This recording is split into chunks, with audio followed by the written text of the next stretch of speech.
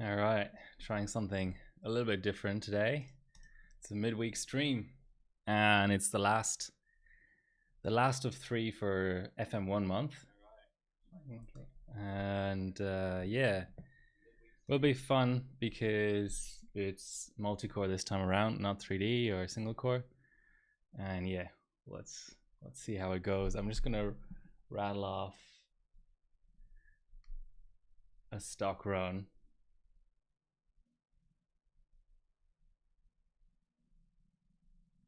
I don't know if anyone is familiar with Cinebench 2003. It's the OG Cinebench.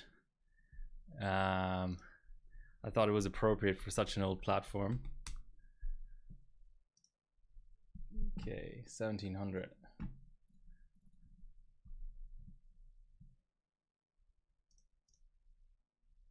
guess everyone's still asleep or asleep again after the exhaustion of the comp that finished last night, my time at least. Okay, so we have CB Joust and 1900. I'm just trying to get a bearing on what's even going on in this ranking. So win 7 to get as well. XP is possible for Cinebench 2003, but it's not necessarily faster. In fact, I think on pretty much all platforms it's slower. I'll just grab that. And that was a 1763.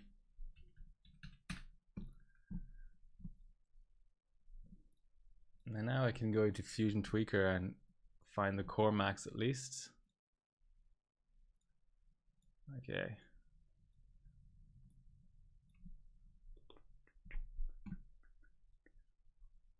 So this is about 3.5 gigahertz.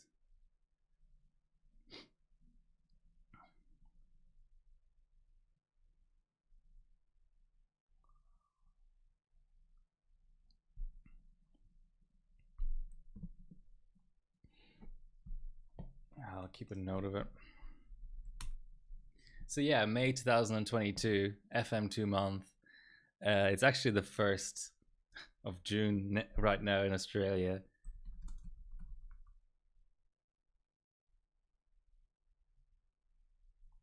I've never seen this test before. Hey people. Is there, I'm sort of wondering actually, is there a, yes, this is what I wanted.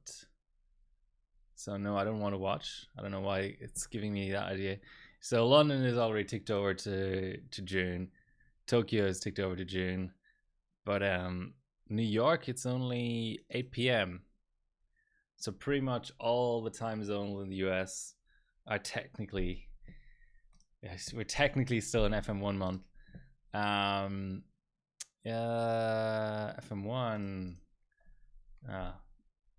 Just call this. How are you doing, people? Okay, so Cinebench 2003. So we had 1763 at 3.4, and then 23 at 3.5 or thereabouts. 31st of May. Good to hear it. Yeah, I started at about the 18th of May or something, so it was tough to get the 3 streams in time for the end of the month, but thankfully I'm off work today. I'm rostered off work, so even though it's a Wednesday morning at 10:25 a.m., I can give this a try.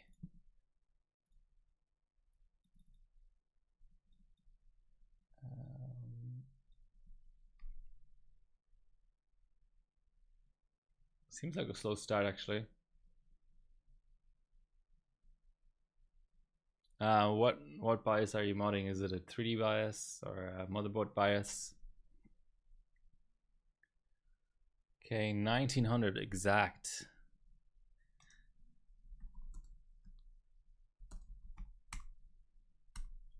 All right, onwards and upwards until we crash.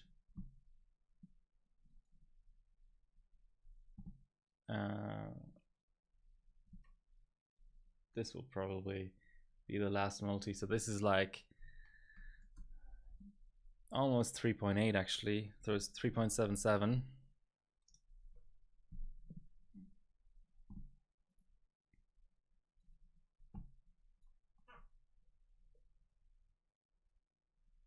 It's running, but for how long? For all core Xeon.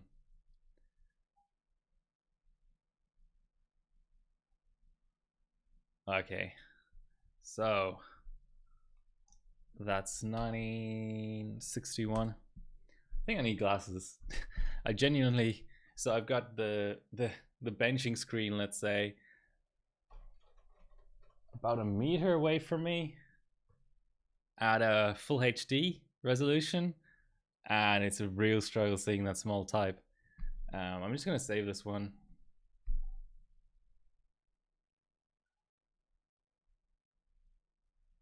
X99. And sorry, what board was that again?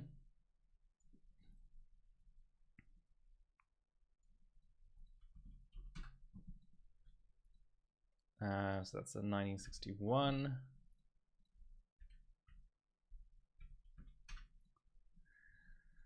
I mean, I doubt the next multi will work, but may as well give it a try.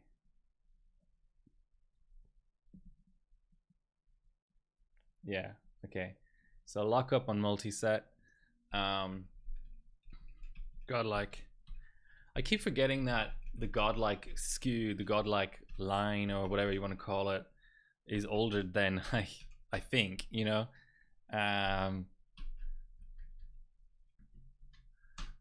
I first got aware of godlike in like X370 times, and I'm using the iGPU, which is obviously a massive dumb idea. Let's correct that.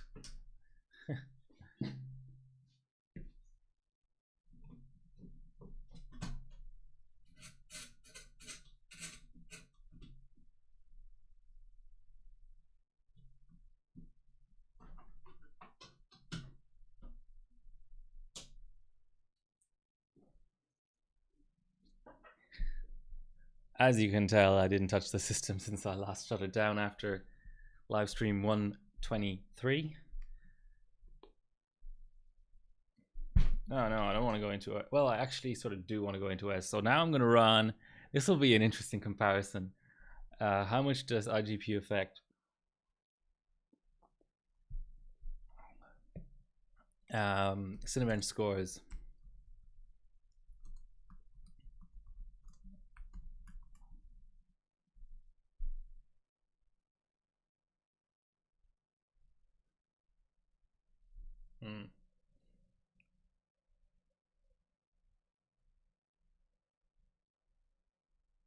There we go.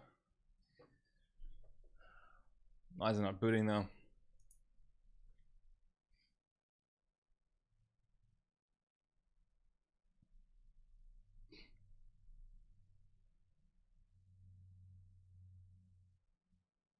I think I might have to manually disable the iGPU as well.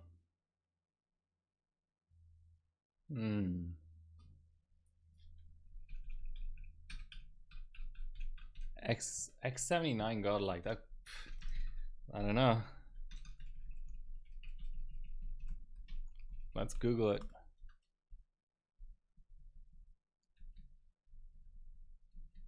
Oh, so the iGPU control actually disappeared there.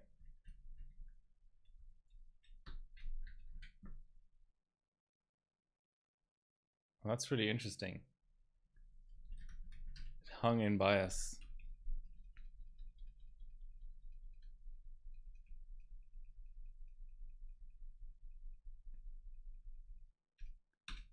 I'm not getting any hits on Google. which means it doesn't exist, right? As we all know.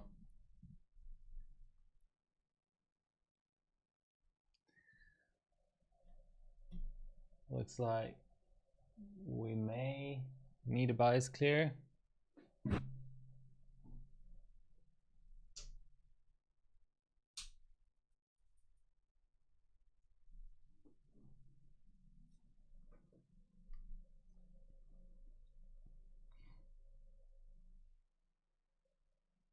So what do you think about the platform month concept? Should I keep going with it? There's good and bad parts, right? Like I like the fact, no, I'm not trying to save, I'm trying to load, which is F11. No, what the hell? Okay, that's loaded.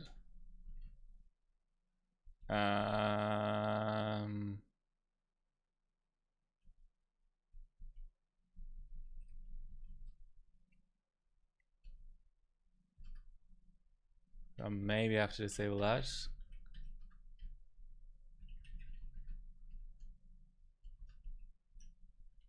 Let's see. Yeah, retrospective of some sort. I mean, it's not like it's comprehensive or anything, but it's better than in the past. I often struggle to set up a system basically to really have all the OSs or whatever ready. So at least this circumvents that. No, I want to save. God damn it.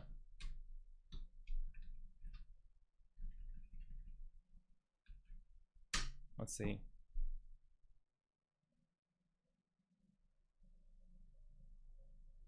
So yeah, so I think it from my perspective it worked out well from the point of view of 86. What's 86? What's going on? How is this clocking worse with the iGPU disabled? I don't really get it. Let's try to go down. Maybe it's I'll actually just drop down CPU Northbridge. Now it's really acting up.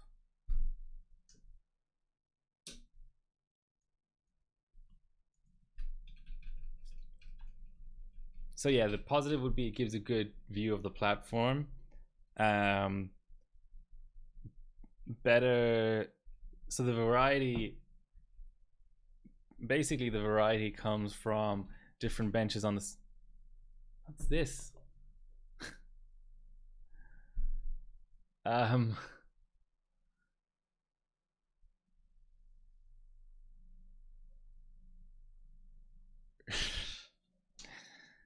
don't really get it. Okay, what I'll do is I'll just build a new profile just in case that one got corrupted or something.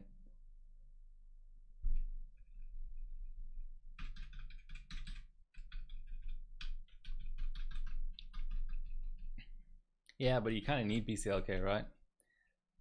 Okay, so load optimized defaults. Cool and quiet off. C space state off.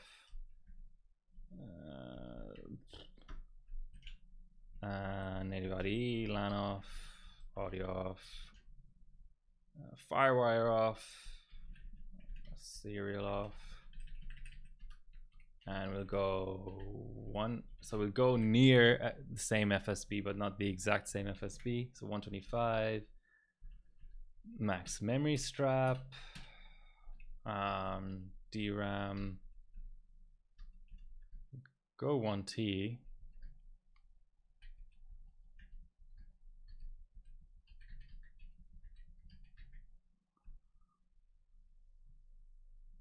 go 1T,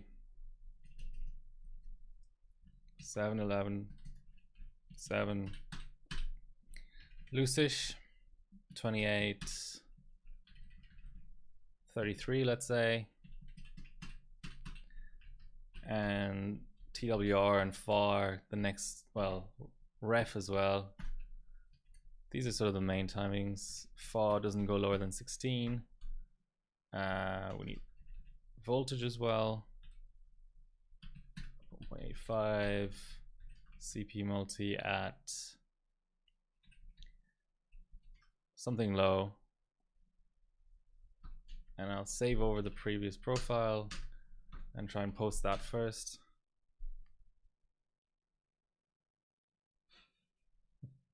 Looks like my current DDR4 settings. Yeah, I don't know what it is about Gigabyte. It likes a you know, a new bias profile sometimes. I'll leave CPU Northbridge alone.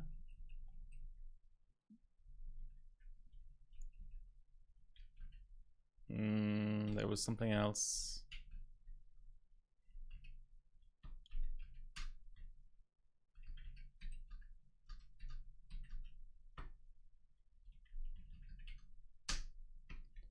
Basically boot that, try to go to 130 in OS. So yeah, for the welcome Zust. Sorry if I mispronounced that.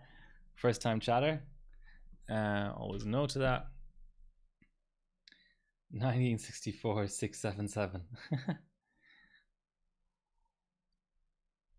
The only issue I've sort of seen with the month so far is that I don't think this chip is very good, and I have a delidded 3870K that is probably better, but it's just not that easy. You're still not sure how to pronounce your own name. It's not that easy to run a delidded chip on air. Well, it's not easy to run in general, but so I think in upcoming months, an option when the chip turns out to be crap would be to maybe swap chips mid-month, maybe the same SKU but different chip or something, just to, because the issue is for me now, I know sort of exactly what clocks it will do, and they're not very good. So it's not, I mean, I know it's so I think we did 29 at 130 BCLK. I know what clocks it will do on memory. I know what clocks it will do on FSB. I know it's core clocks and it's CPU Northbridge. Yeah, so I won't do that. Okay. I'll just go up one multi. So 3770 divided by 125 is 30. So let's try 30 multi and see if it compares. So there's no sort of mystery surrounding it anymore, you know. If this was a new chip, I was trying a new chip on the start of the month, so there was like some excitement about maybe it could have been a good chip, you know, for LN2 or whatever. I think the IMC does okay actually, and I might still LN2 it, but there's just it's more about sort of efficiency and just testing different things out in different benches. But that's okay. I think it's only natural to, unless something unexpected happens here, some big revelation, some big discovery, I think it's only natural for the last stream of the month to maybe be a bit shorter. I don't know, we'll see. So now we'll try 30.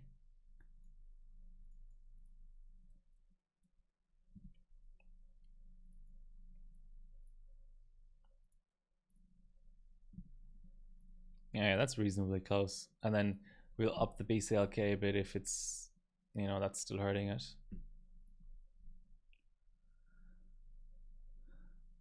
I'd imagine there'd be a perf game, but I'm not entirely sure. This, on faster platforms, this has a lot of variance, this test. This bench rather. So that's quite a lot. 1902. So now we go and we go like maybe 2 BCLK up.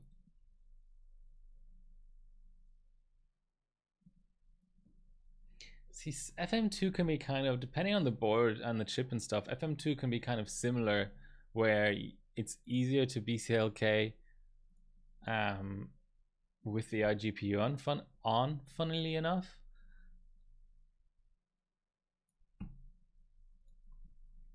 and it seemed to have helped. Okay. Quite weird.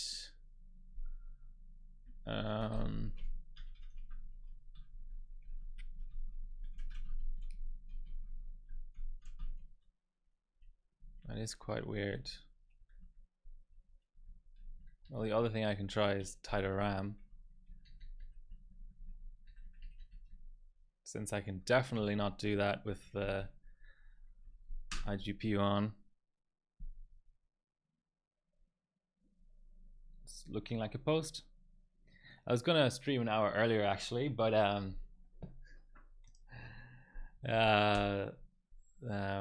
then turned out that the tennis ran a little bit long, so I was watching this.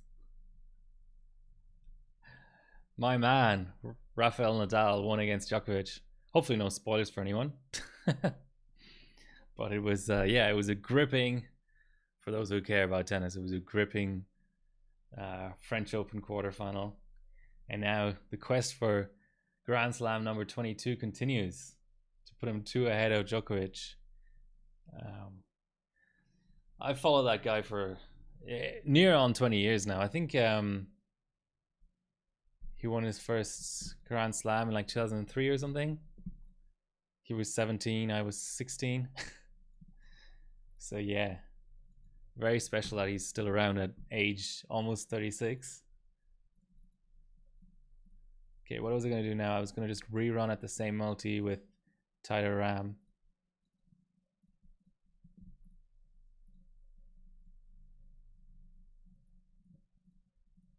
Oh yeah, that's not applying for some reason. Maybe because of conflict with EasyTune.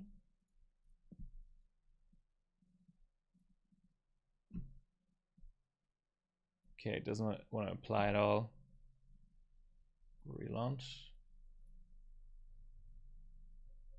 Weird.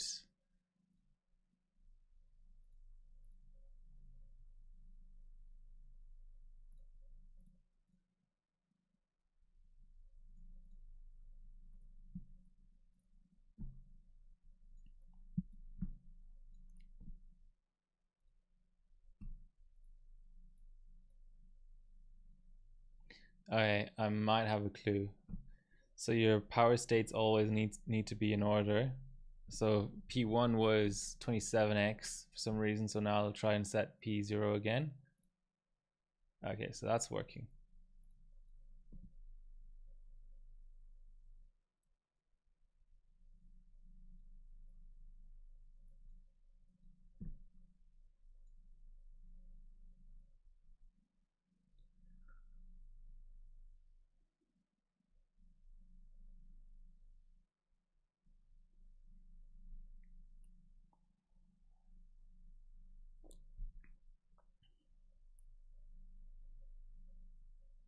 Just about scraping the previous score,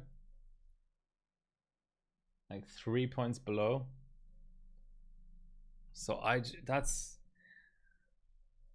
actually kind of an insane discovery, to be honest. iGPU doesn't affect score in 2D. What the fuck? Or not in this bench at least. All right. Let's try to baby step up.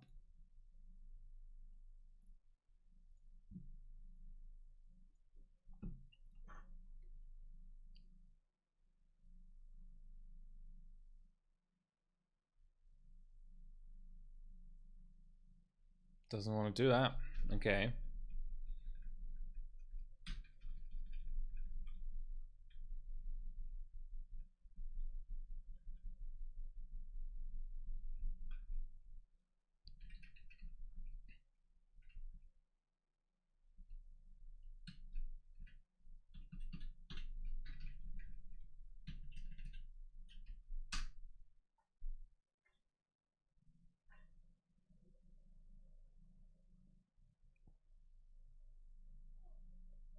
Next, I'll try off screen and also real-time mode.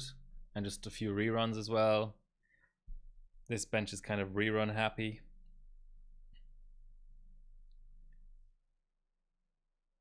So I'm still not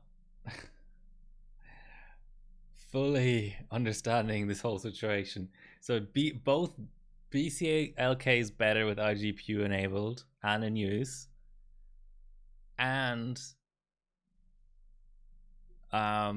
it doesn't affect the score.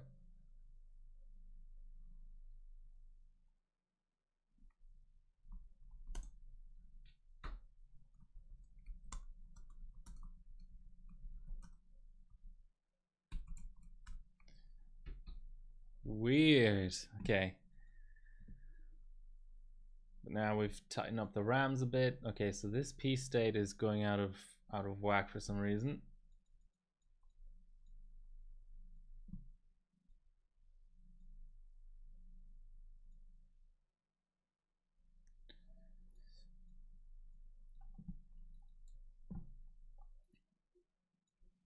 Okay, I'll do a regular run, and then an off-screen run, and then a real-time run.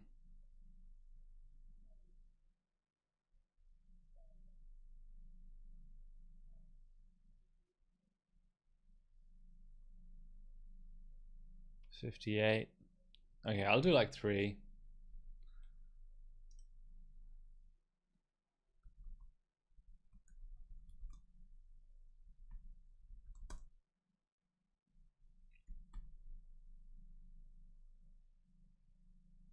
So 1954, and one more for good measure. Yeah, I think FM1 is a fun benching platform for sure. It sort of helps me. The other good thing about this is it sort of helps me sort through all the benching hardware I've got, in a way, you know. Is there a way I can shove this window up?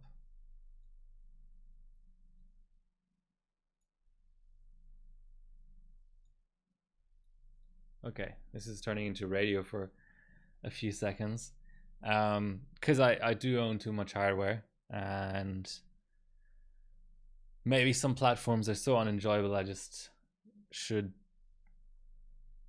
1953. I should get rid of the ones that are not enjoyable.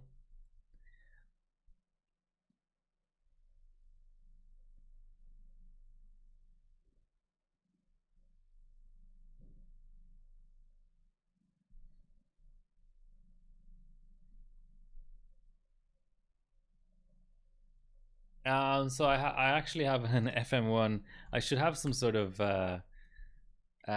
like chat command for that, but I did 2 streams ago. I did an FM1 motherboard roundup, and it's 12 minutes. So if you have 12 minutes to spare, watch this video. But essentially the TLD or TLDW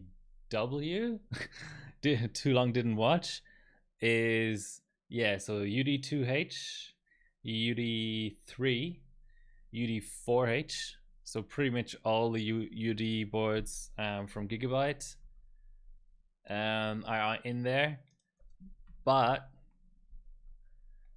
the big sort of unknown, there was actually multiple. Let's just like briefly motherboard roundup. There should be one more. So there's the Ace, which I actually didn't know, BioStar. Okay, so this is like a unicorn and it's amazing from all accounts. I haven't benched it, but if you can find this, go for this. But there's also, which I didn't even know about in the roundup, not the T series. What is it called? It's called like a racing or something. I think it might be this one with the heatsink. Yes, is it 4-pin?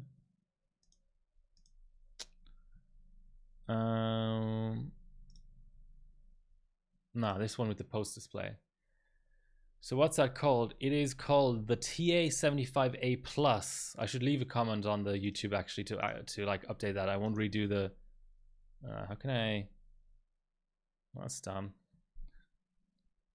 I won't redo the video, but basically you've got buttons and you've got postcode and socketed bias and everything, and a pretty decent looking VRM here. Unfortunately, it's still 4-pin, but I don't think the platform necessarily needs it. So those are the sort of two wildcards: the Biostar and the Sapphire. The Zeus is decent. They have a few different versions that only differ because of the heatsink. Like I mentioned, all the gigabytes are really nice. And then just some honorable mentions. I think you can get away with the MSI and the ASRock, but that's like if you're desperate, basically, would be my sort of summary.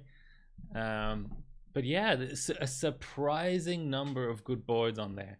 The Biostar, I didn't even consider Biostar when I thought I was being pretty comprehensive, including even just straight like unusual boards that don't get sold in Europe and stuff in the roundup, like the Sapphire. But it turns out I still missed one. So this is high priority, 1953. Go again. High doesn't seem to be doing much. Usually it's real time.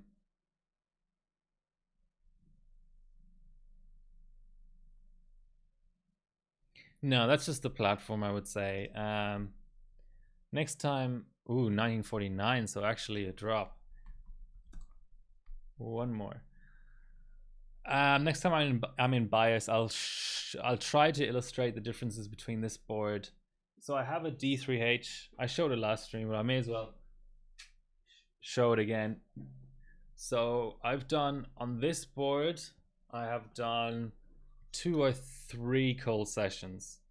So this is pretty, in a lot of ways, this is an ATX version. I don't know if you have the M80X UD2H or the ATX UD2H. There's like the A75M, which is the M80X, and then the A75 just dash UD2H, but it's basically just more slots on the same board. But this is very close to UD2H. And obviously you don't have buttons, but you can use a postcode display. RAM layout and all that stuff doesn't really matter. I think yours will still have the bare VRM, which is a bit of a concern on LN2 if you ever go LN2. But pretty much this is good enough. I'll show you in bias next time I'm in there what the UD4H has extra. Certainly back in the day, a lot of people ran the UD4H because they got it from the manufacturer anyway. So you just ask for the top end board. There's just a few little things. I don't think necessarily that they're all that. It has a VRM heatsink, so that's even better than this board, and I ran this on LN2. It's not all that impacting, let's say, but like when they were, you know, the likes of Christian Ney back when this came out and was the best DDR3 platform, when they were going for frequency world records, there's a few little things in bias that are available on this board that aren't available on the other board. Okay, now we're doing real time. Which, just like the other Cinebenches, doesn't render until it's complete. Or close to complete. It's a bit weird that way. 1959. It's actually my best score ever. Still not broken the 1960s. So I don't know what kind of chips you're trying to run on there. Yeah, I mean, there's all of the tools are common anyway. Even without Easy Tune, I would say you can get away because there's Fusion Tweaker. Maybe even I mean, I know for a fact that I just don't have it installed on this OS, but I know that PS Check works as well. And maybe you can get Overdrive, a particular version of AMD Overdrive working. 1951. Okay. Well, now one last thing. What chips have you got? I think that's always important.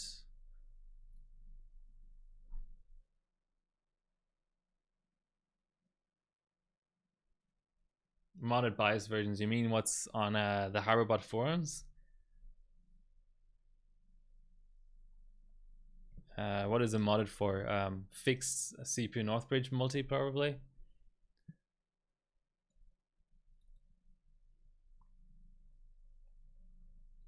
So we got our 1960. So that's nice.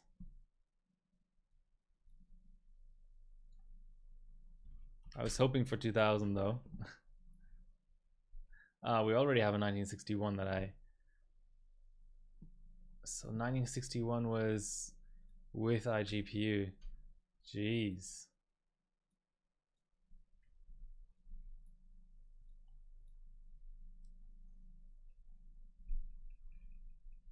Triple core.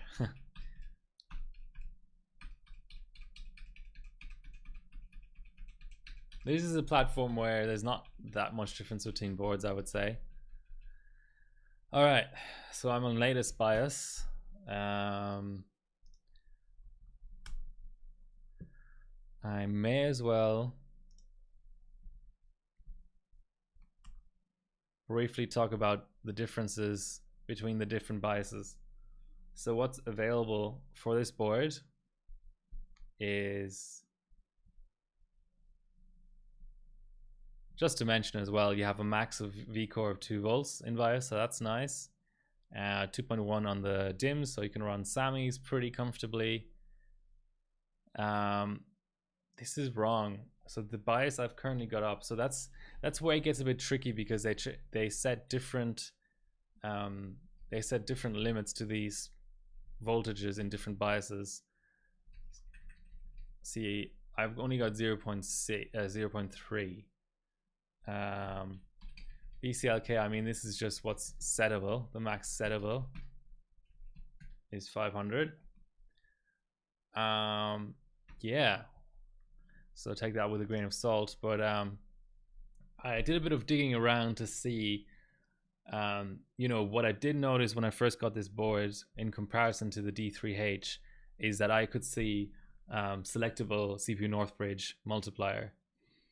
I haven't done comprehensive tests, but it does appear as though the default multi in general in FM1 seems to be 20x. So with a BCLK of 100, that only gives you 2 gigahertz CPU Northbridge, whereas, you know, you'd want maybe 3 on ambient, 4 plus on LN2. So that's certainly a factor, but I discovered that there's no bias, no public bias that would give me both the advanced memory options and CPU multi. I mean, there is a bias here, but then you're locked to 30x in bias, which might annoy some people. So F3 sort of in theory is the best bias because it has the 2 things that you really need. F2 is a dud because what's missing, what I mean by advanced memory options is F2, you get all of these timings just like here, and then I believe this third section down here, which is what I'm using to get 1T. I might just demonstrate it. So this just posted, right? You'd think that to get 1T, you would need to just change this from auto to, or 2T to 1T, right? Like I said, this is posted, so it's working, it's posting. So annoying that this is per channel as well. So now I try to boot that, and it should, hopefully demonstration effect doesn't kick in, but it should fail to post. So yeah, hang on C3 is clearly something's not happy. And that section of the bias is missing in F2 bias on this board, and I haven't booted up the D3H in a while, but I suspect fully missing on the D3H. So the way you can tell that it, by the way, the way you can tell that it didn't post memory is it resets host clock to 100. So I'm now going to go to 125. So just back to what it was before. That's just recovery behavior on this board. And I'm changing nothing else. But I'm setting all of these. I don't know if I should give this away. Maybe the next time there's an FM1 comp, people will be like, how are you getting 1T? So now it didn't hang on C3 and it's going straight in.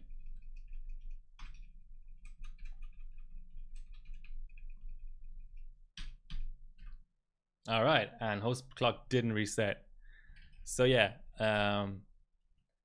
that's the one thing I'll mention. So then the other thing is around here, just under host clock, I think, you'll have CPU Northbridge on the F3 bias.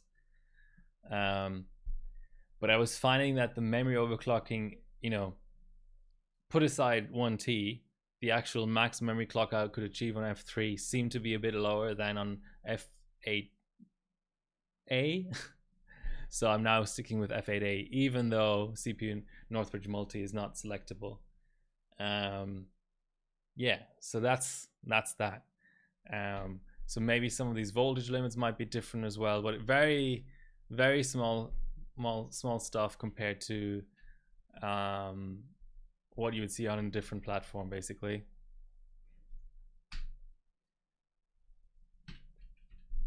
Curious to see if 9 middle timing works. Oops, wrong camera. No, 22.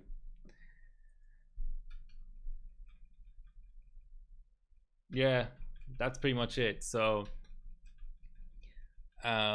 what I would like to test a bit more is, you know, how much performance impact does CPU Northbridge have anyway, because you default to 20x, and then on the biases that have CPU multi selectable, you can go down to, I think, 8x. So I guess if I was trying to set a BCLK record, I'd want a bias with CPU Northbridge selectable. Memory frequency record as well. Maybe I'd want, so that defaulted back again. I would also want it for max CPU frequency, just to, you know, take the pressure off that. But basically, for benching, you kind of want the 20x anyway. What would be interesting to me is if you're hitting, let's say you're on the top memory strap and you're hitting a memory frequency limit with the BCLK you're running and you can't increase the BCLK, or you're running into BCLK limit, like, you know, that on its own. It would be nice to be able to run a lower BCLK and still push CPU Northbridge independently of that. Whereas now it's, you know, the CPU Northbridge selectable would be really useful if you could go to 22x, for example, and 24x, and basically maybe even stay at 100 BCLK and low RAM and check for max CPU Northbridge. But I also must admit, when I ran at least SuperPi 32M with, you know, CPU Northbridge artificially set low, it didn't seem to impact the performance all that much.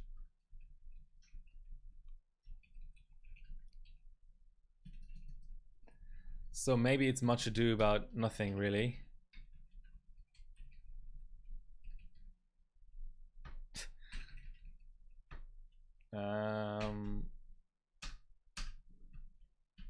Post that.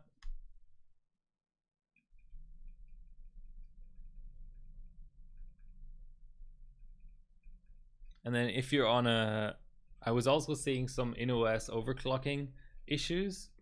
So if you're on a bias that is somehow has multi-limited to 30x in bias, I'll show you that as well. So I can select up to the platform max, which is 47, but on the older biases it's 30. So it's a bit annoying because you then have to rely fully on in-OS overclocking to get the multi you want, because 30x may not be enough. basically, depending on what you're doing. Okay, cast 5 gives 55. That's fair enough.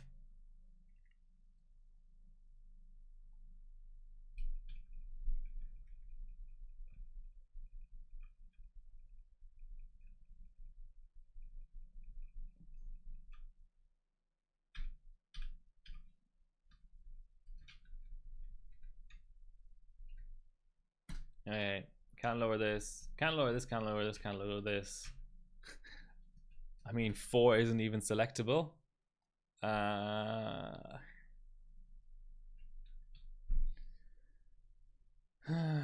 else can we even do?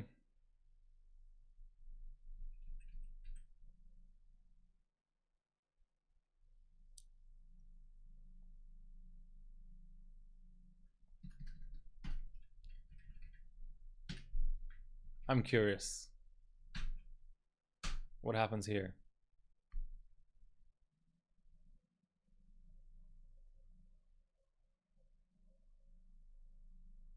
Seems like some sort of hard limit.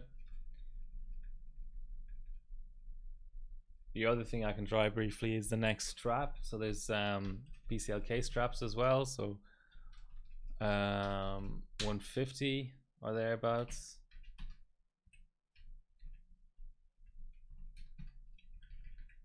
And lower this to compensate. Maybe give this a touch extra. Lower this.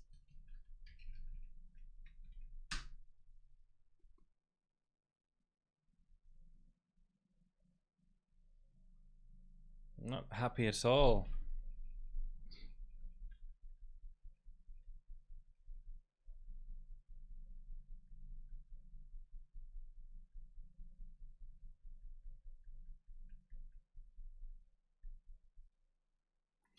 So you think in this kind of situation that maybe having lower CPU Northbridge multi-selectable would help, but the only reason that I'm pushing CPU Northbridge in the first place is to get higher.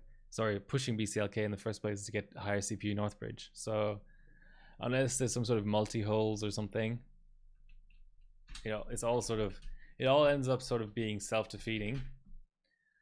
Okay, I'll pull the RAM and I'll try Sammy's just out of curiosity.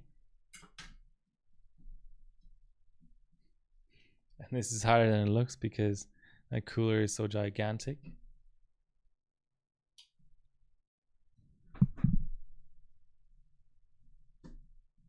I'm glad this board has these little retention bracket thingies on both sides.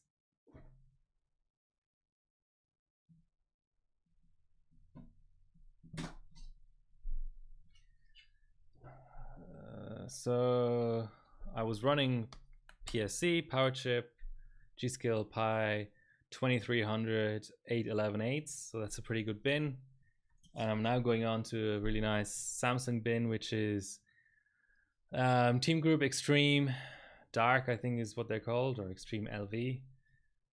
2600, 10, 11, 11, sorry, 10, 12, 12, 31, 1.65 volts Samsungs. So certainly no slouch on the RAM side. It's just the IMC, and stop pulling things back.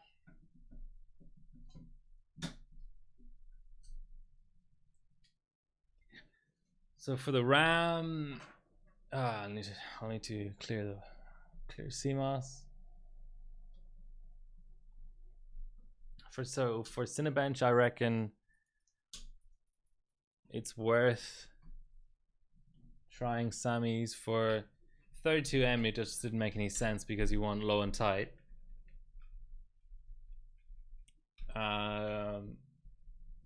But for something that isn't as RAM intensive, maybe makes sense. Take some pressure off the IMC. You know, Sammy's are single-sided, PSC is double-sided, so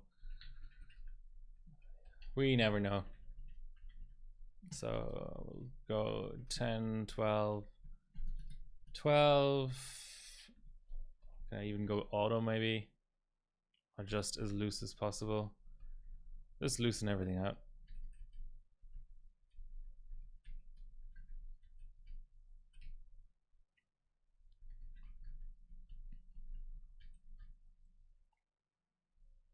How high can we go?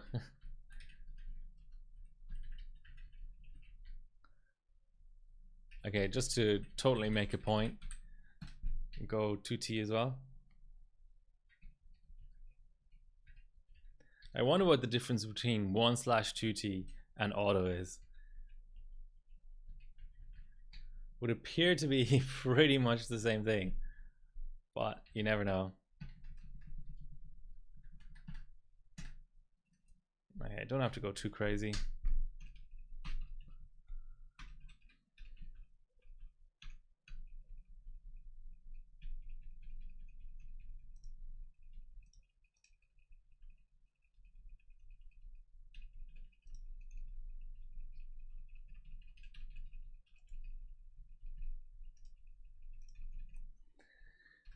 Okay, we'll save that as Sammy.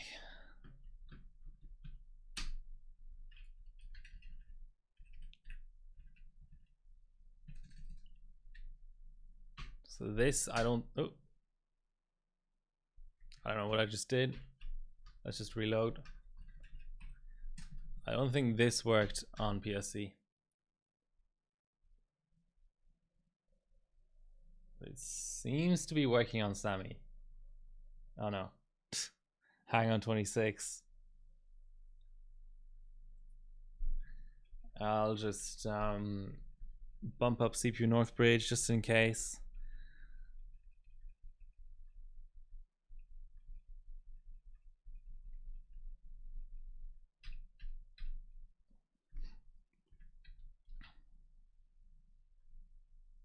Hold on. Okay, so it just took a little bit longer, but it actually seems to have, yeah, it seems to have applied. It's a shame that there's no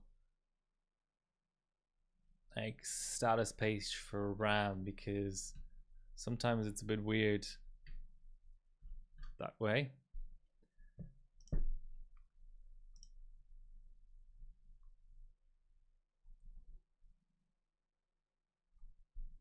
Interesting. Okay, so single my really dumb you know, single versus double-sided RAM theory seems to be holding up actually.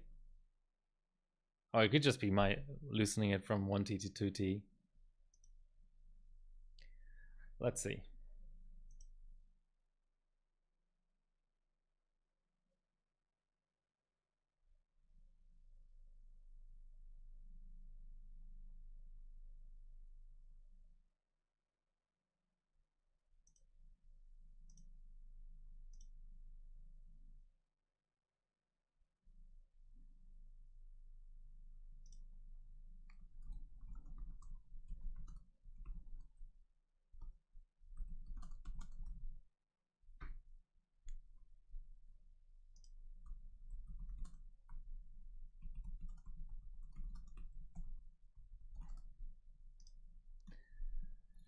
Okie dokes.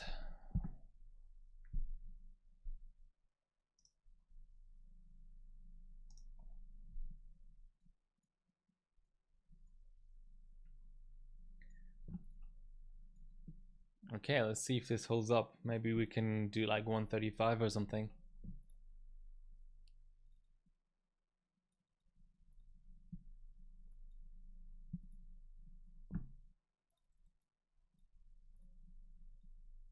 Okay, that was a bit ambitious.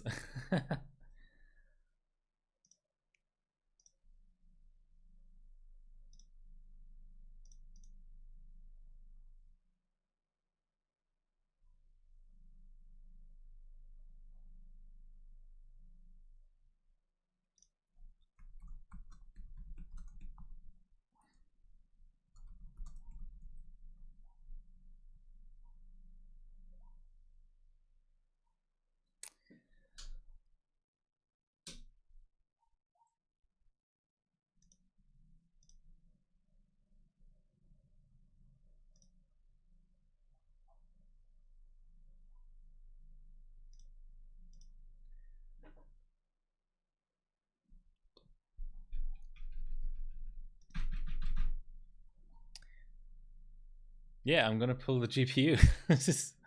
I'm really curious now.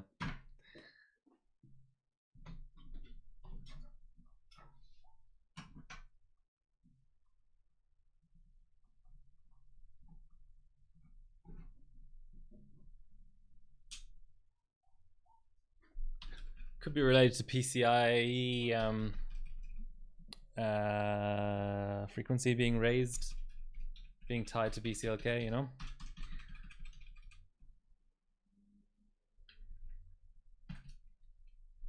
I don't see a separate setting for it.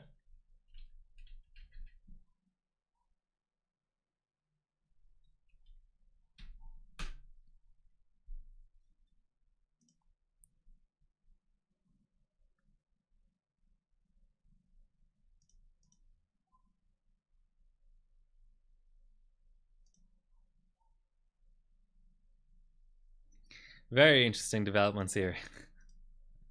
I'm glad I accidentally tried this whole let's use the iGPU strategy.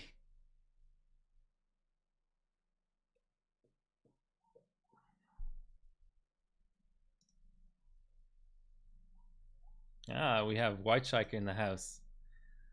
Did you manage to go to the German bench meet over last weekend, I think? Come on, Win 7.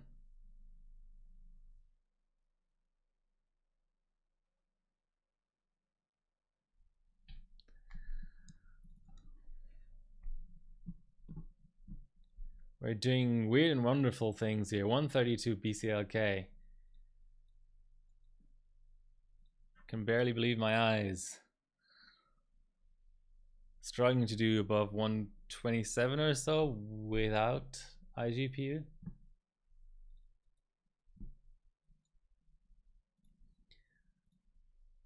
What an interesting platform.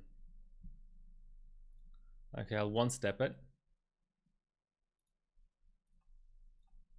Okay, 135 is a no-go.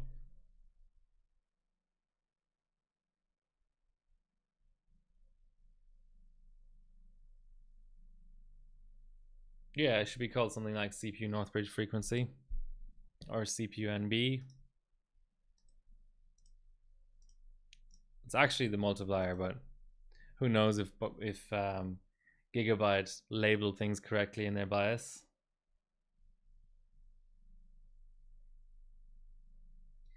Okay, I'll try to get a run out at 134. I might even do 134 run without the multi up, just to make sure that's stable.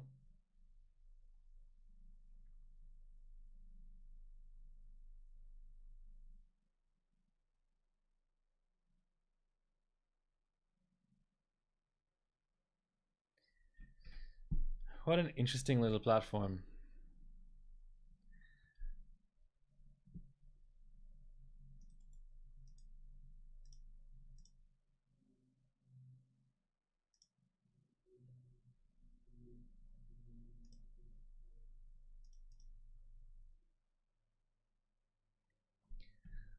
Yeah, goddamn capture card.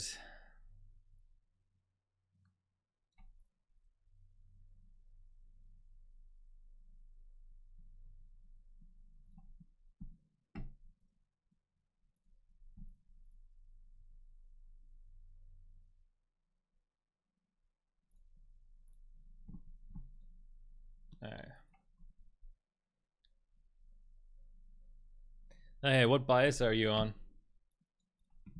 So they must have implemented it on all the boards then. So even less reason to go for the UD4H.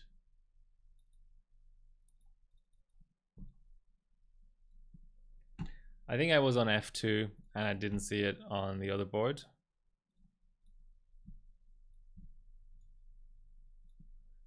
So we're on 2500 RAM now. Nice. Even though infrared has like 2600 scores up. Yeah, 5 to 20 sounds about right. I thought it was either Yeah, I thought it was 8 to 20, but it was like a really low value. I'm not sure if 5 actually works. I tried 5, I think. 1684. Now let's run up our multi and be happy, essentially.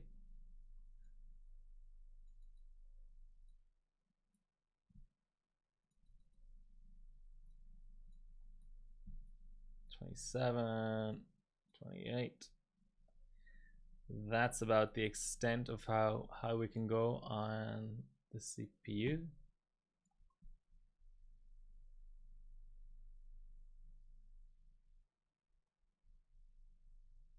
Hey, Darth Peanut. Sleeping crosshair. I think I have a sleeping crosshair here. Hold on. This board was giving me 0-0 the last time I tried it. My crosshair 4 extreme.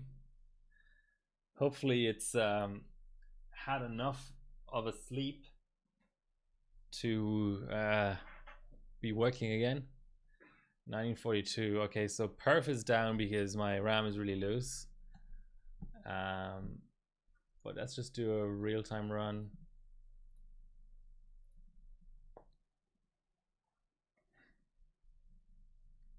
Next I can do Cas9.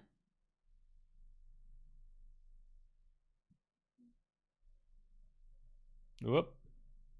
That looks a bit dodgy. 9060.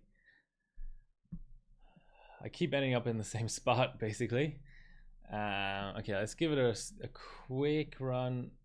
I know one more BCLK won't work, but a quick run, one multi up. No, okay.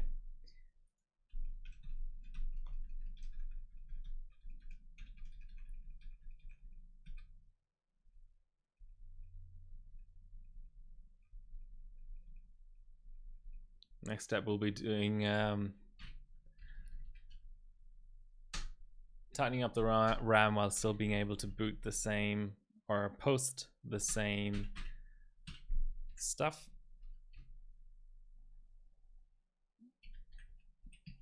The same BCLK. So let's see what Cas9 instead of 10 and 1T instead of 2T gives us.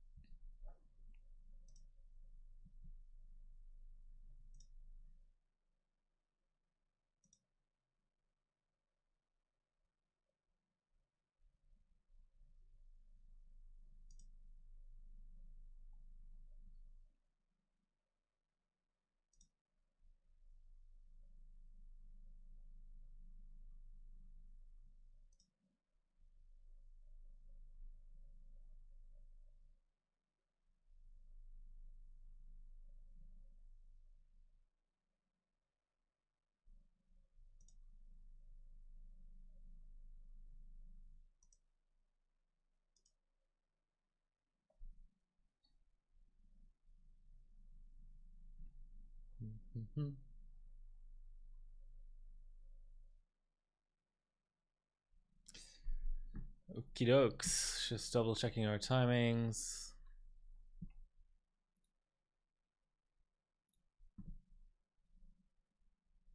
So what I was talking about with CPU Northbridge earlier as well, unfortunately you can't monitor real CPU Northbridge and CPU Z, and you also can't in EasyTune, and there's some sort of evidence to suggest that there's two different P states, 0 and 1 for the CPU Northbridge here.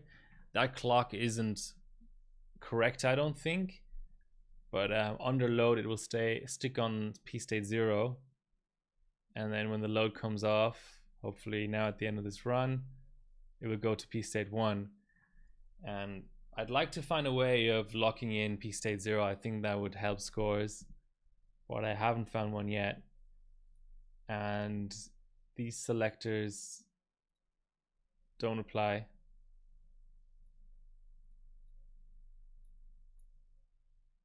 Anyway,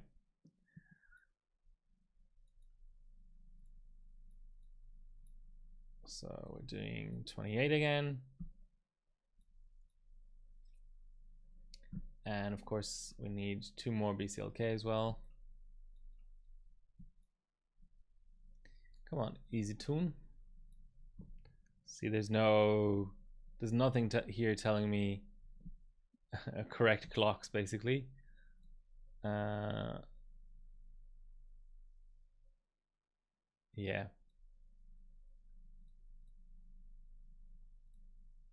I mean, it'll read your bias version, it'll read your memory SPD, but the useful stuff like actual clocks currently on the system, no bueno.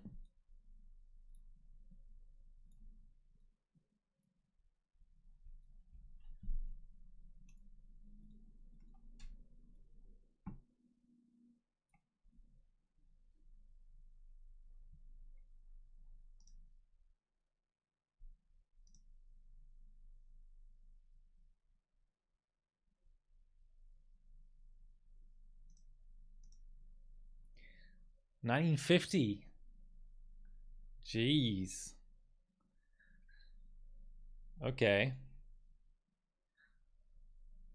Seem to be doomed to be stuck in this 1950 to 1960 range for scores.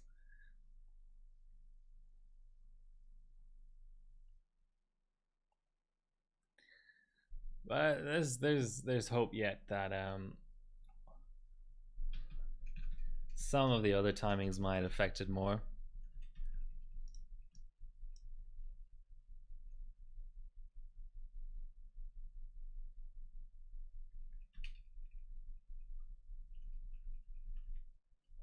Okay, so let's just save this off as the SAMI profile, and then I mean, maybe we can do it 9-11-11. Maybe even 9-11-10, to be honest. It's quite low timing, low frequency for SAMIs. Yeah, let's try that.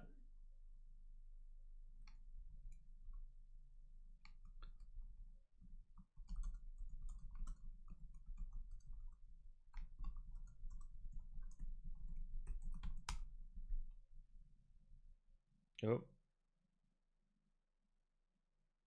seems a bit dodgy. Let's see. Okay.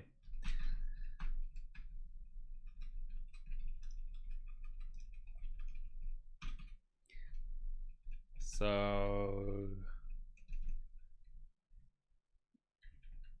9-11-10 won't work. I wonder if 9-12-10 works. This platform seems to like, on other platforms you expect 696, but even at really low clocks I couldn't do 696. I had to do 6-10-6 and 6-10-5. So it seems to like to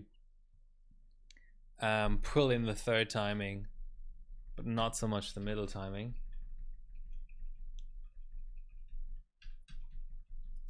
Maybe my theory is now shot.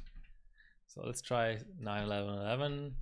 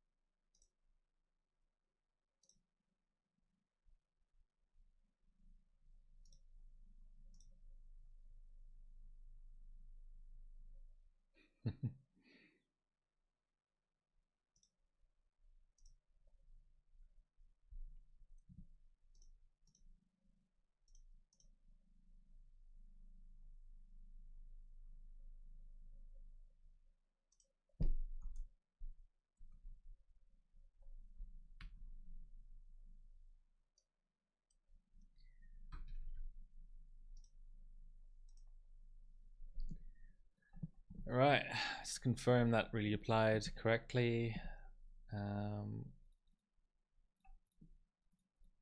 9-11-11 it is.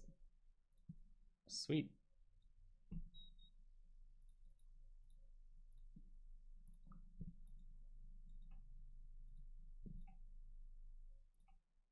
Hopefully no crashes on BCLK apply. Nope.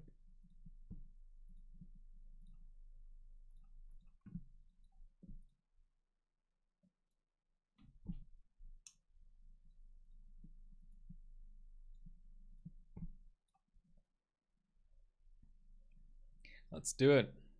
970, here we come. Or just crash. Oh, something's happening. 1959. Stuck in the 50s. Stuck in the 50s.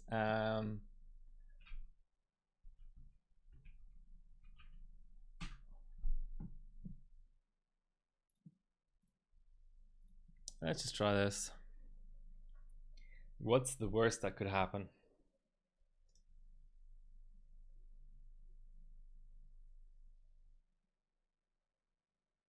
We've got Yi in the chat as well. And Fatboy Not So Slim. Welcome, welcome, welcome.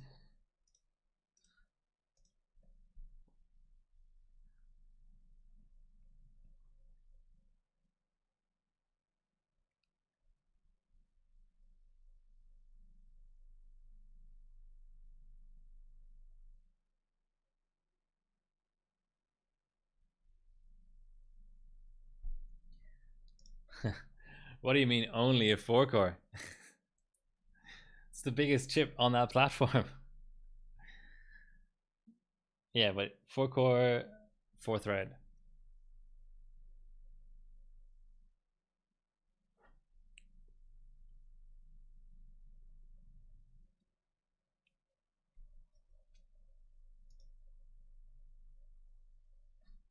Yeah, I thought as much. Idling while working. Ah, okay, it's just a little bit slower. We might have to start.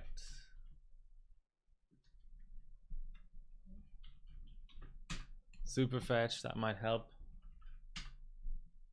Usually helps Cinebench. I don't know about Cinebench 2003 specifically though. How's our RAM situation? 1.1, that's not, it's not terrible.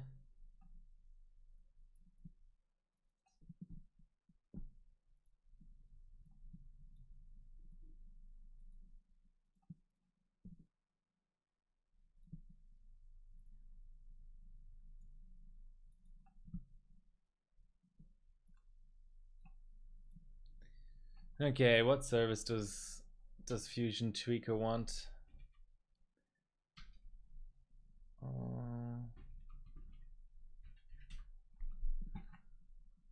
Probably just WMI.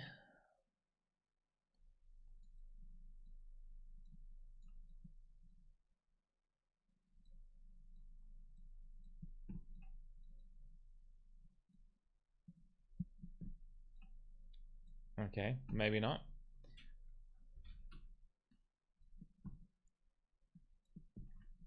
Maybe once the power service. There's no actual Fusion to. Well, that's a bit obvious. The Fusion Tweaker service. Who would have thought it?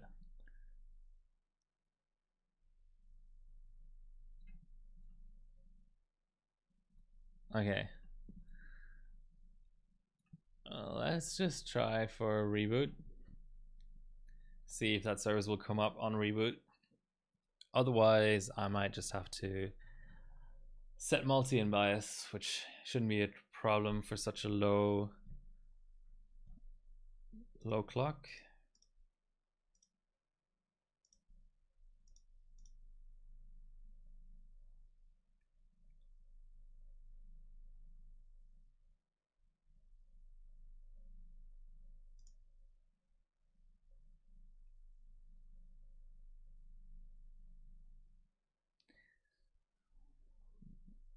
I don't like all this boot cycling, but let's see.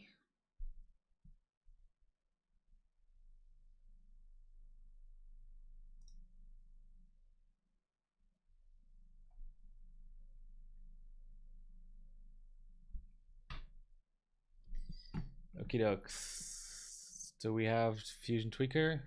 Nope. So I think what we need is 27x.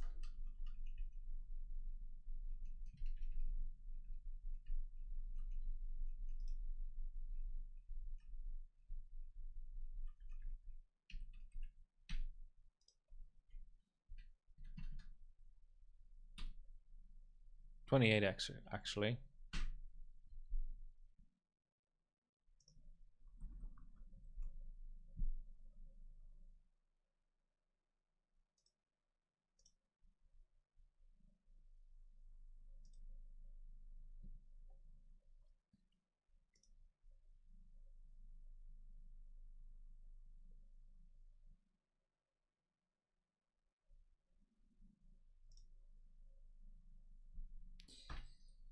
Okie dokes.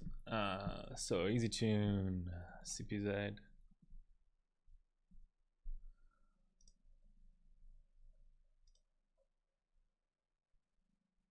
Tainted. That's a good way of putting it. Yes, so as we're sort of starting to wind down here, is there anything else people are curious about on the FM1 platform that I may be able to just sort of quickly test here while we start to wind down? FM1 month.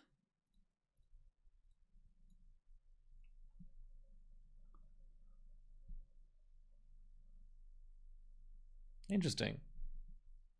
Very interesting. Maybe not real-time mode. Okay, so enabling diagnostic mode has stopped it from passing at those clocks.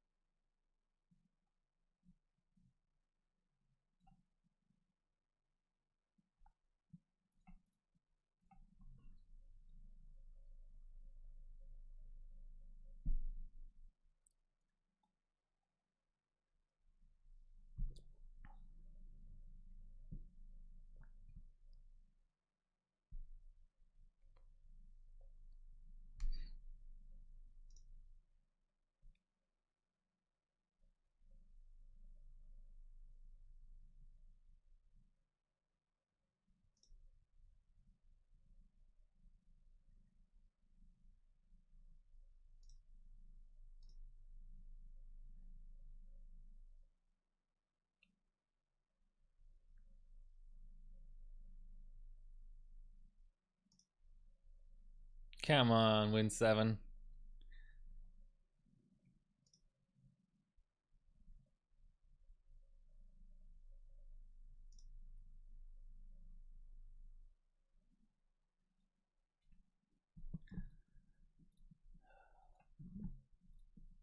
Okay, Fusion Tweaker is back to working. That's nice.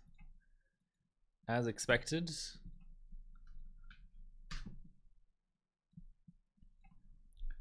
Where are we on? Okay, so CB Joust was 1903.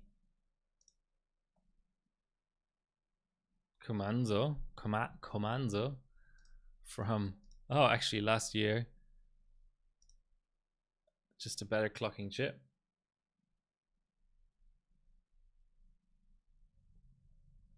On hypers, that's interesting. Not sure we'll get anywhere close to that tonight. Okay, so apply BCLK, wait for the clocks to go up, close, and hope we can still pass the previous clocks.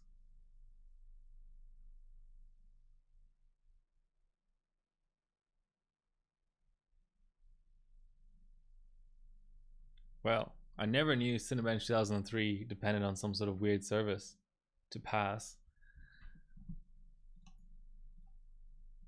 Let's go real time.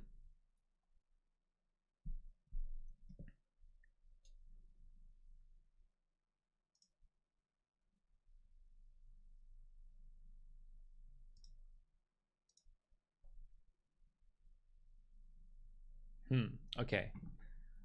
Last thing, well, not the last thing, but one more thing to try will be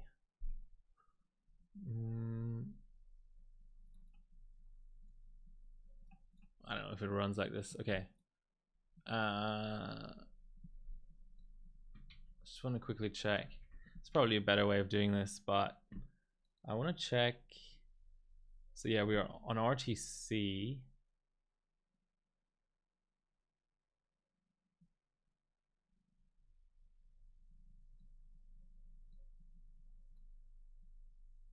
Let's try HBT and see what that does to Cinebench 2003. There also used to be that weird trick because Cinebench 2003 is compiled versus like against an Intel optimized, I think C++ compiler or something. So there used to be this thing where you could install some sort of Aquamark files and have it run faster. I don't know if I'm misremembering that, but there's that. It all just sort of comes down to not being able to do high enough BCLK, really, doesn't it?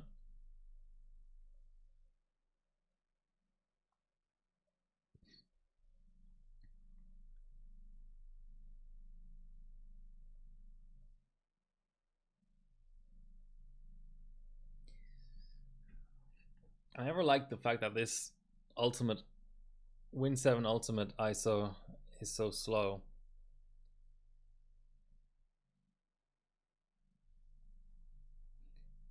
I think it's partially related to this activation warning though.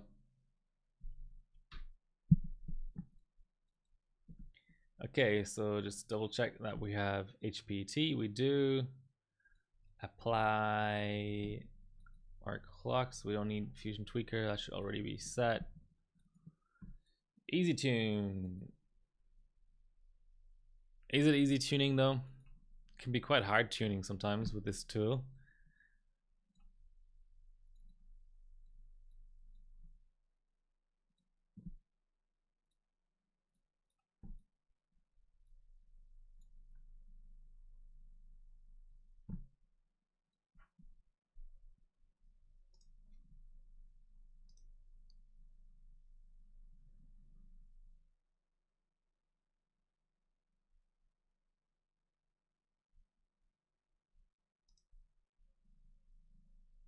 $52. All right, let's just tune these last few timings.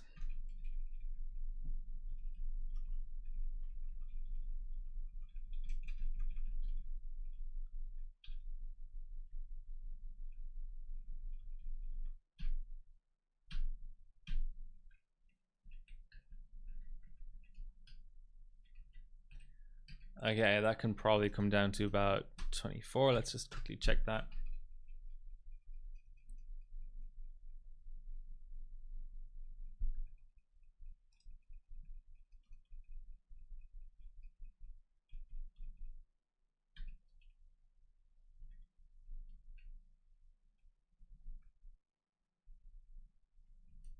Maybe 5 as per the SPD. And let's try 9090. Might need 110.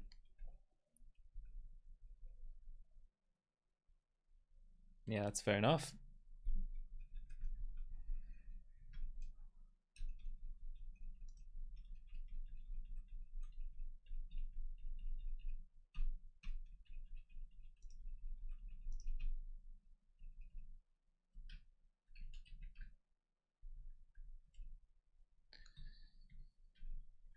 I wiped all my good little settings. So we were at 1111 1T 24. This should do 5, but this won't do 90. It'll do 110, which I think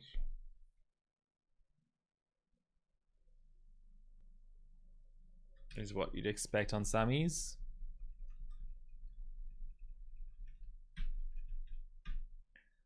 Alright, save that.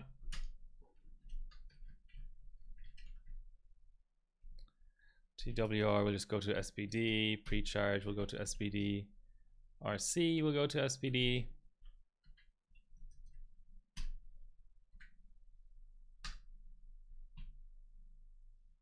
Let's try 16. That might need like 20 or something.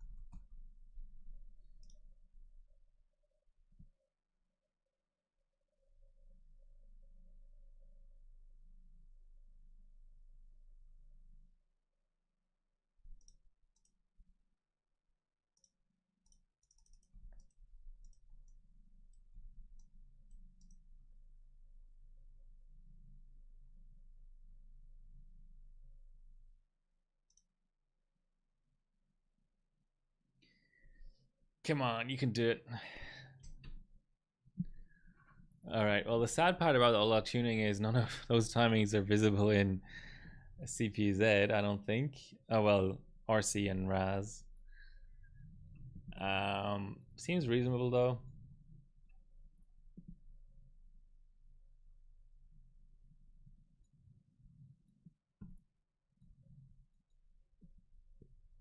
Let's set our multi.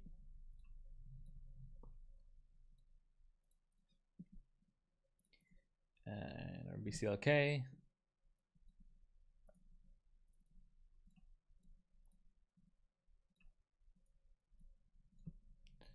And I expect great things now. Yeah, definitely faster, I can tell.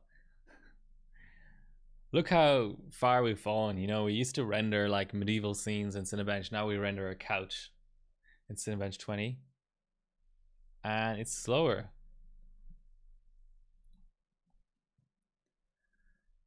That's quite unexpected, I have to say. I was expecting the same or faster, but slower. It was just a bum first run. Okay, I'll do real time off screen. Meanwhile, FM2 month is coming up. I'll have one iGPU stream for sure. I don't know if I'll do it last or second last. First stream maybe 32M. I don't know. I haven't decided yet. Okay, so that was a slow run, 1947. Just sort of wondering what board to do it on. I think I need to stick with one board. I might. I don't know. I really like that Wi-Fi, but there is no postcode, so I might do it UP4. And chip wise, I'll do 6800K or 6600K. I'll do second gen. I think I've done a little bit too much Trinity on stream, so I'll do Richland. Let me double check that actually, but I think I've done more Trinity than Richland. Ooh, I stand corrected. Go away, drop down. Okay, I've done 3 ambient streams on Richland, but none on Trinity. Okay, so do I want to bother with 5400K? No, I think it'll be 5800K. That's a really good opportunity. So obviously, so the first column is ambient streams, second column is LN2 streams. So I've done 5 total streams on Richland and none on Trinity. So that's it. I'm chalking it down. Live stream 125 is going to be Trinity, and I'll do, I think, 5800K.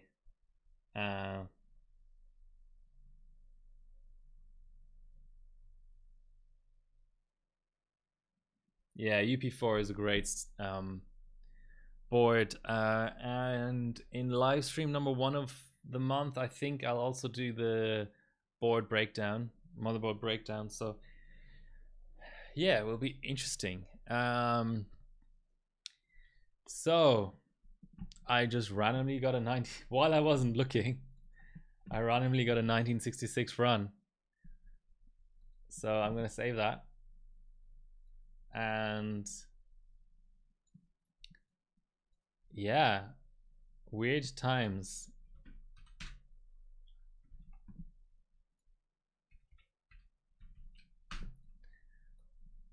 And now with the iGPU enabled, I'll just briefly try higher strap.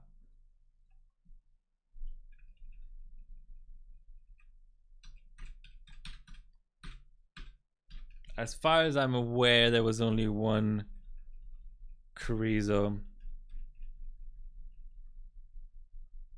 because that was such a late release. I could be wrong, but the Athlon 845K or something it's called.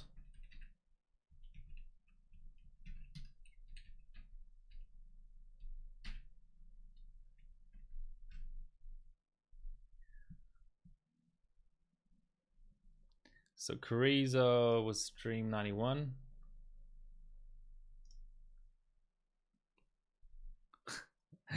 Nice, nice little freeze frame there. Okay, so it was on water. I don't remember this. It was on the Wi-Fi board. Let's have a look at the CPZ here.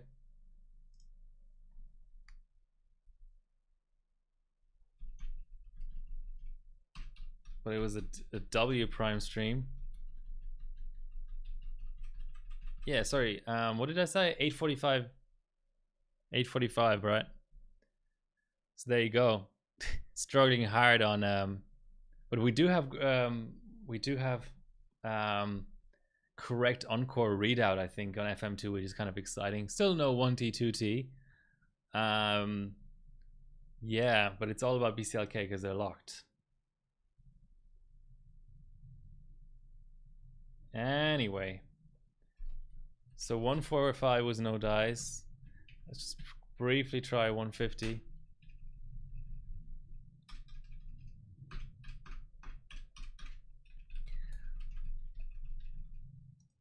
Okay, 150 works, does it? That gives me a whole other perspective now. Sorry guys, stream's gonna go for another 2 hours. I think it's stream list, so if you want to look at that list, yeah, there's been obviously a lot of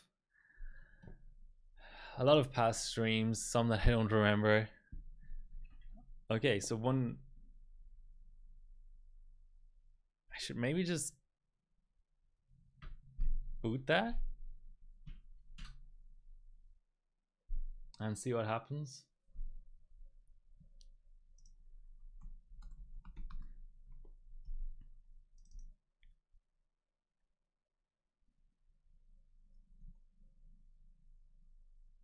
So 15H Gen 4 is what Howardbot calls it, and to the best of my knowledge, there weren't really any other desktop processors besides this one. Okay, so see, Carrizo exists on AM4. That's right. I've talked about that before, but obviously it's just totally. I mean, that's a totally different thing. But yeah, on FM2 Plus, just the one chip.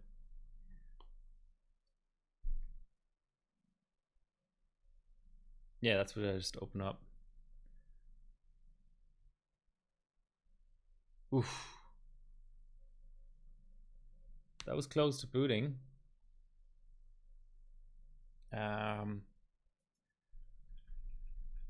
might just bump up CPU Northbridge a bit. That might be it. I like these older platforms where you can swap out RAM ICs and it really can like open things up. I don't really see that with DDR5 and DDR4 anymore. I mean, there was DJR or whatever for Geekbench, on DDR4, but otherwise it was just B-die all the way. Let's see if we can get a pass out at 150.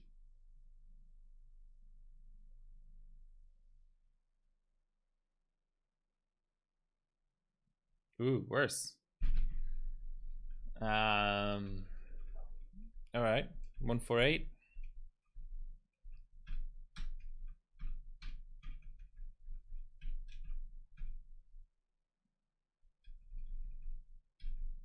Yeah, but I don't see a second one there. See this? This is 15H Gen 4 Athlon. I don't think there was a Carrizo non-Athlon, was there? And there's only one. It's not two chips. I'm under excavator here. Unless you mean, trying to think, A series. Okay, so there's a dual core Carrizo and a quad core Carrizo as well. Okay, Pro I'm going to discount. I mean, that's for pre-builds and stuff. I wonder what, in benching terms, what would be sort of the, because all people benched was the Athlon. So is it missing? Well, there's 3 CPUs. I agree that there's more than one now, but see here, 1. So if we discount the Pro ones, so there's a quad core, a dual core, that's the A series, and then there's also the Athlon. So there's 3. There's the Athlon here. Okay, let's look at the CPZ. I think it'd be interesting to be the first person to do 5G on Carrizo. I don't know if that's really possible. Okay, so we've got 1 megabyte of level 2, 1 megabyte of level 2, quad core. Is it just missing BIOS support or something? Because 4.5 on water is pretty good.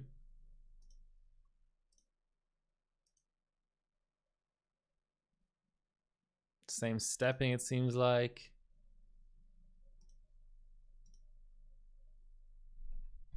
Okay, lowering BCLK somehow. A68 board. So sorry, are the Pro only possible on only do the Pro ones only run on A68 boards, or do the A series Carrizos only work on A68 boards?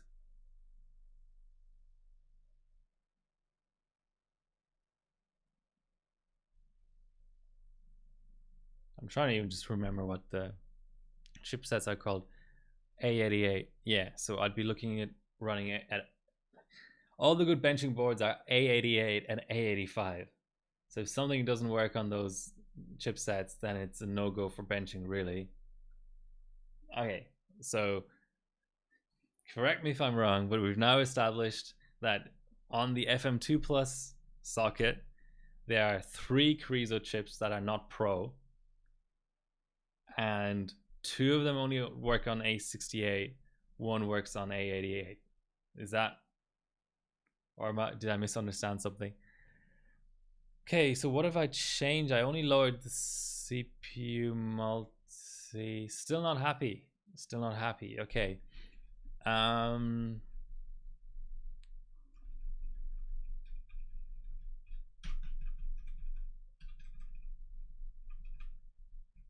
Let's give it a little bit more CPU Northbridge. Okay. Interesting. But then my next question would be, this is really interesting. How did this Ukrainian bencher here get it up to 129 BCLK? That's not easy.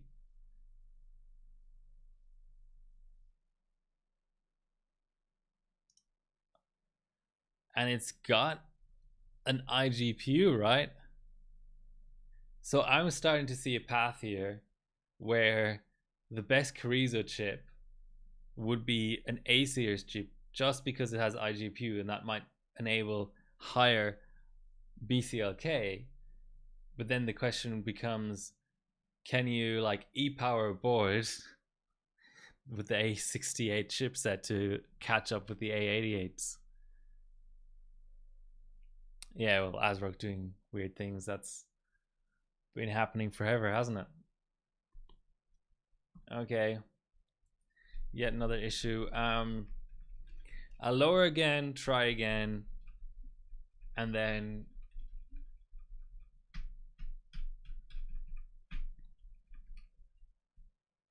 maybe loosen the RAM or up the RAM.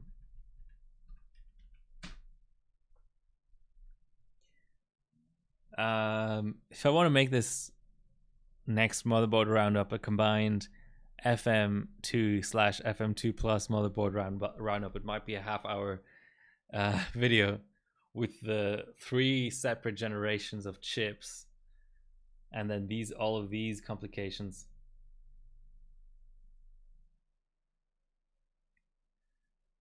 Very, very interesting, I have to say.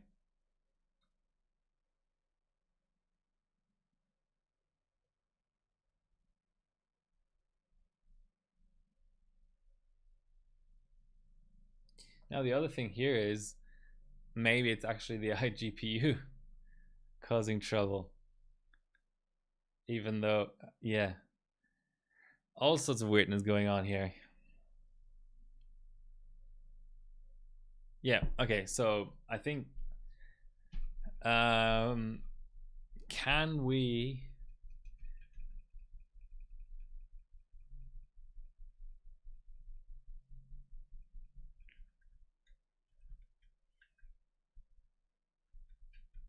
lower iGPU clocks? I tried raising and it didn't work, but maybe lowering works. I can't say I've ever underclocked my iGPU in order to get a Cinebench run out. In 5+ years of benching now, that's a first.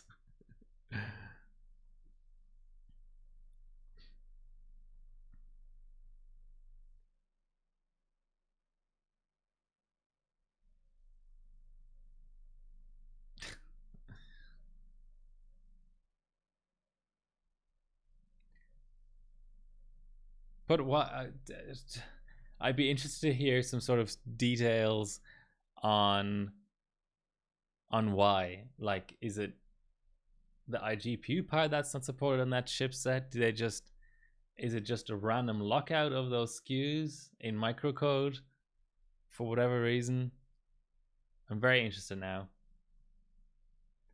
Okay, it's always at display initialization basically.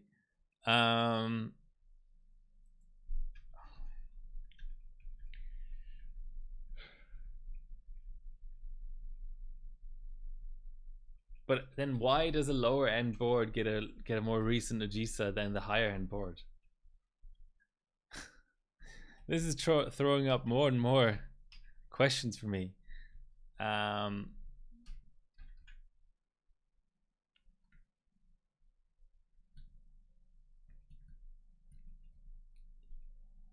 Since tightening did very little anyway, let's loosen the RAM.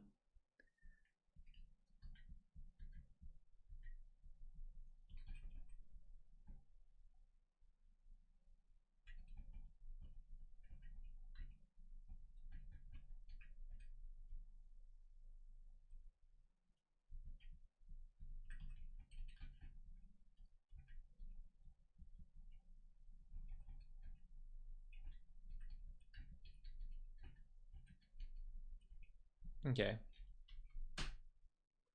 Because business. Fair enough. Well, then I wonder if the latest AGISA could be modded into a A88 BIOS.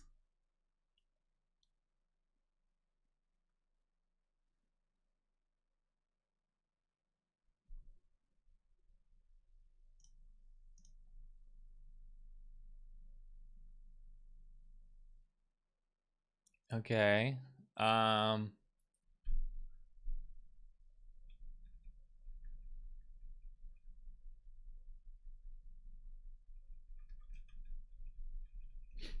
can lower the RAM strap.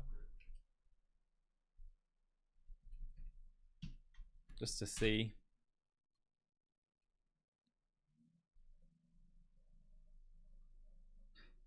What was that? It was the iGPU crashing.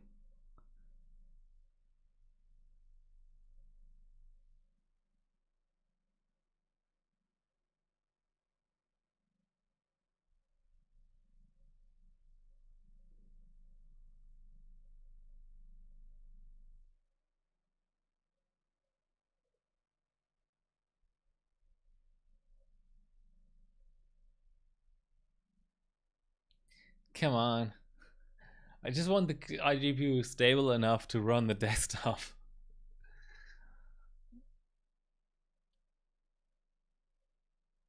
You can do it.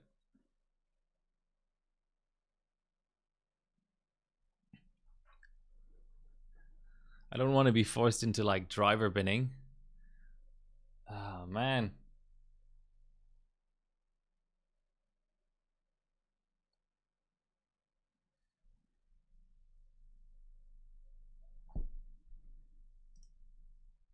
Yeah, should be in my rig description. Nocta D15, yeah, that's the name of that thing.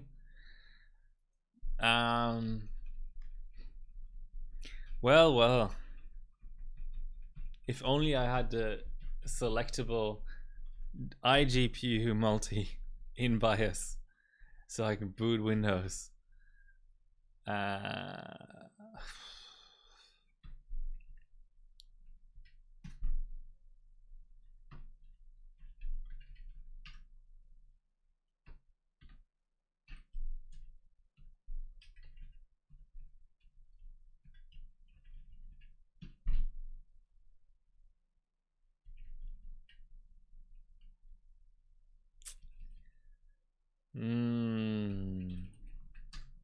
See, this setting just literally doesn't work.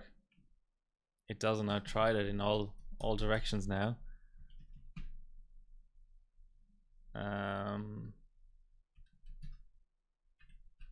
Unless I need to lower it a lot. Okay, min is 300. Okay, let's just try the min again.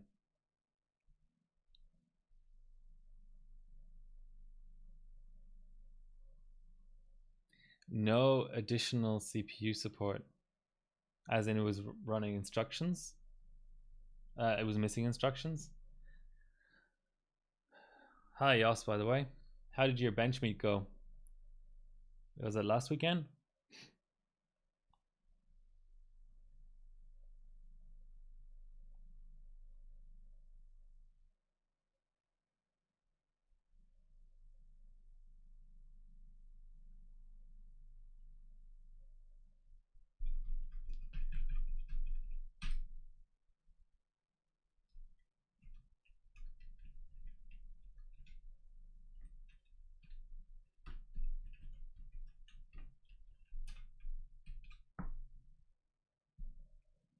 My crossblade ranger is dead, so I can no longer mess around with that.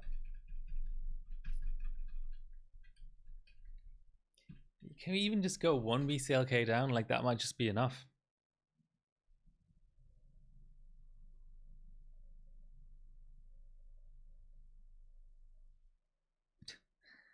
Yeah. F1 can be a bit restrictive sometimes. I don't.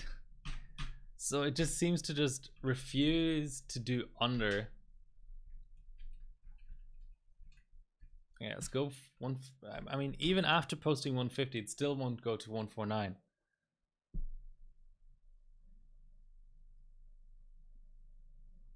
I just don't get it.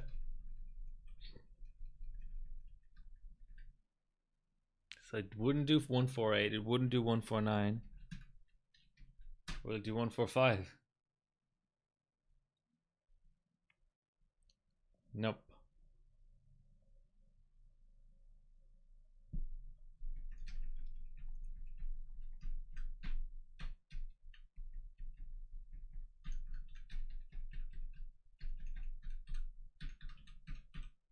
I haven't tried with this RAM IC yet. Okay, so that definitely was a boot failure. So I'm just gonna swap back in. I thought this this benching GT710 I've got here was pretty good at PCIe clocks, to be honest. So I'm a bit surprised that I'm having issues today.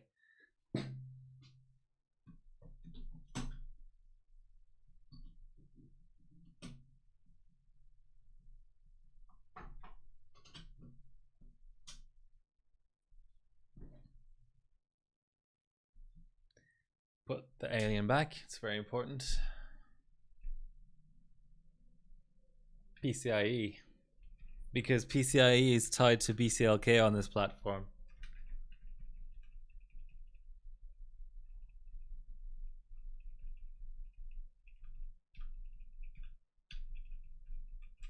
Yeah, I know about the late release FM2 pluses, but I never ended up pursuing that whole thing.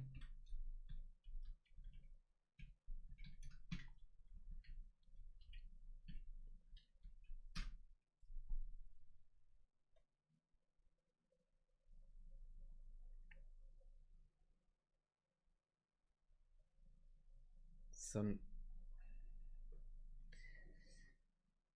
now it's doing it? Is that right? This changes everything.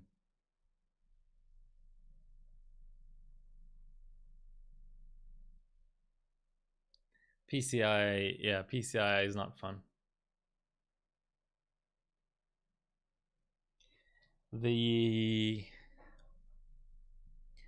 I would say that in general, when you just want shit to work, the plug and play aspect of PCIe is much better than AGP, which is much better in PCI. So just both in terms of compatibility and bugginess. So sometimes you just won't. Okay, that seems more memory related.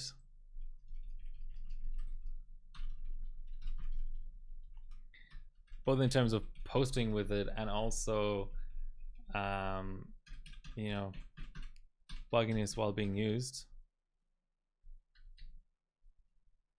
Okay, there's a quick fire way of checking for memory issues, which is lowering the memory multi.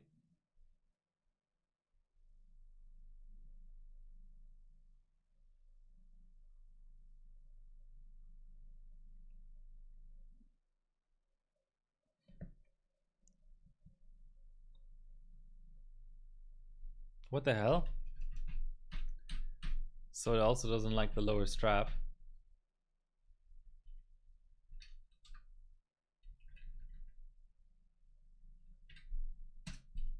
Weird. Okay, we'll go 2T. I'll allow it.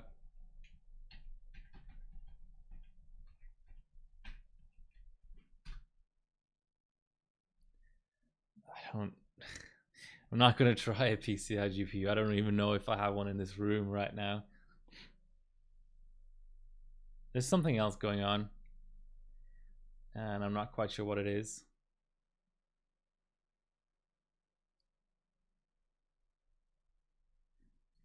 I mean, I did boot into, I think, Windows XP with 150 BCLK, and I think I topped out at 160 or something. That was, I think, on DGPU. I might have been on Hypers though, or maybe even just a single stick of RAM.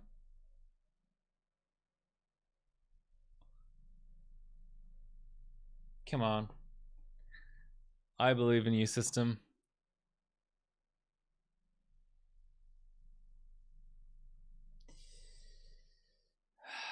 Is it just not gonna happen?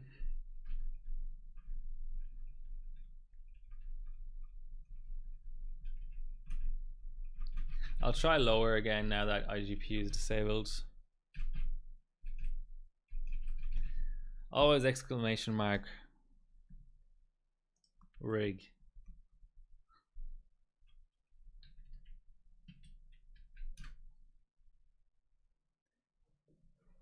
And there is no such thing as an unlocked GPU and CPU on FM1.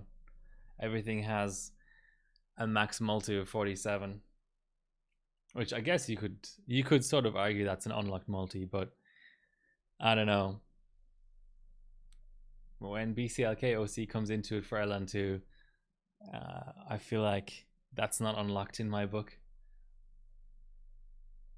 63, the 63 max of, so I don't know, it's just personal opinion, but the 63 max of FM2 and the 59 max of Sandy Bridge, I feel like that feels unlocked to me. Whereas 47, it just doesn't cut it. It's like that semi-unlocked Sandy Bridge E, if you remember that, the 3820 non-K, which has like a multi-range up to 40 something that it can use, but it's not doesn't fully go up to 59x like regular Sandy does, or unlocked Sandy Bridge E like 3930K.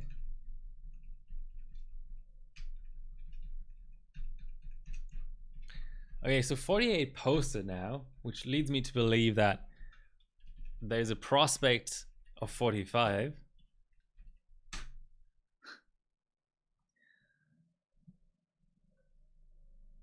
Oh no, I'm getting in my Twitch. I'm getting a recommendation for a hot tub Twitch streamer. Why is it giving me that? Two of them actually. Is that what Twitch has become now?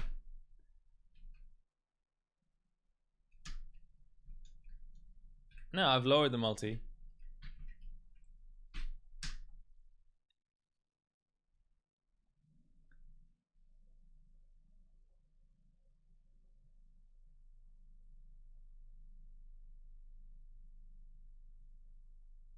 Surely now we have a boot.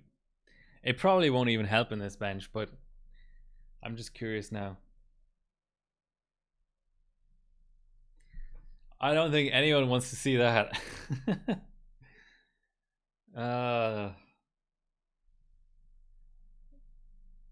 What's with these reboots?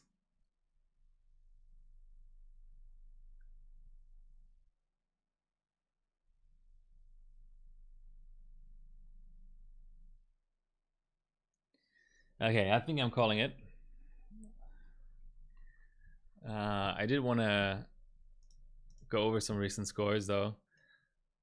This was from the German bench meet. So this was 32M, 7.344 on a KS. I hate seeing benchmate on 32M though. The 01 world record is impressive. I think I'll finish on that. What's Ralph at? So the 3 series scores are Team AU, Ralph, and Surge. So Ralph is at 7.3, Team AU is 7.17, Surge is 7.392. So still scaling nicely. I wonder when it will end actually. I'm really curious to see now that 32M is at like 7.55 or 7.6. How long will it take for 8G benchable on Intel? That'll be fun.